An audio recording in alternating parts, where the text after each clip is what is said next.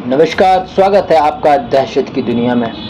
भिवानी में lady teacher Manisha case को लेकर गांव ठाणी लक्ष्मण की पंचायत ने एक बहुत बड़ा फैसला कर लिया है। पंचायत ने अब ऐलान किया है कि कल से पक्का मोर्चा चलेगा और मनीषा के हत्यारों को पकड़ने तक धरना जारी रहेगा।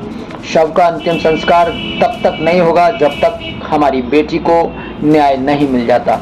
गांव की कमेटी बातचीत के लिए प्रशासन के पास नहीं जाएगी। एक और बात कही गई है जिसमें प्रशासन को ही गांव के लोगों के पास आकर बातचीत करनी होगी। मनीषा हत्याकांड से पूरे गांव में नहीं बल्कि पूरे हरियाणा में रोष है। ग्रामीण गुस्से में हैं। सोमवार की शाम को 10 सदस्यीय टीम एफएसएल की रिपोर्ट लेने के लिए रोहतक की सुनारिया लैब पहुंची। उसके बाद रिपोर्ट परिजनों को समक्ष सौंपी गई।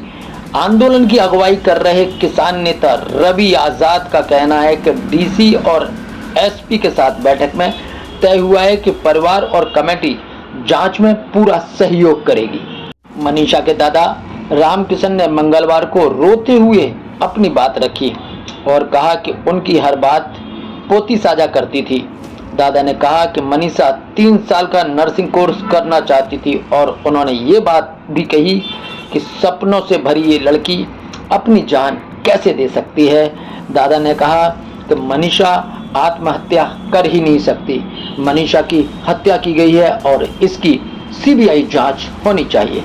मनीषा हत्याकांड से हर हरियाणा वासी दहशत में है और गुस्से में है। क्रोध इस तरह है कि गांव का हर व्यक्ति इस समय पुलिस और प्रशासन से एक ही बात कह रहा है कि उनकी बेटी को न्याय मिलना चाहिए। मनीषा हत्याकांड में हरियाणा से पहलवान और कांग्रेस के बड़े नेता बजरंग का कहना है कि सरकार पहले तो बेटी बचाओ बेटी पढ़ाओ का नारा देती है, लेकिन उसके बाद बेटियों को ही असुरक्षित छोड़ दिया जाता है। बेटियों की सुरक्षा के लिए सरकार कोई ठोस कदम नहीं उठाती है। बेटियां दर दर भटकने के लिए मजबूर हैं।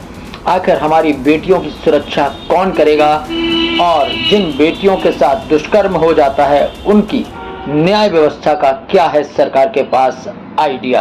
पुनिया ने कहा कि न जाने कब से किसी मासूम की इज्जत लूट ली जाती है और जान से मार दिया जाता है। तब परिवार इंसाफ की गुहार लगाता है तो पुलिस प्रशासन उनकी शिकायत तक दर्ज नहीं करता।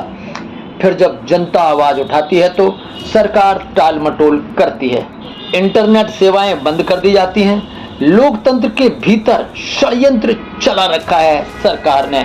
मौजूदा सरकार को हम चेतावनी देते हैं कि जल्दी से जल्दी हमारी बेटी मनीषा को न्याय दिया जाए और इंसाफ जल्दी से जल्दी दिया जा सके।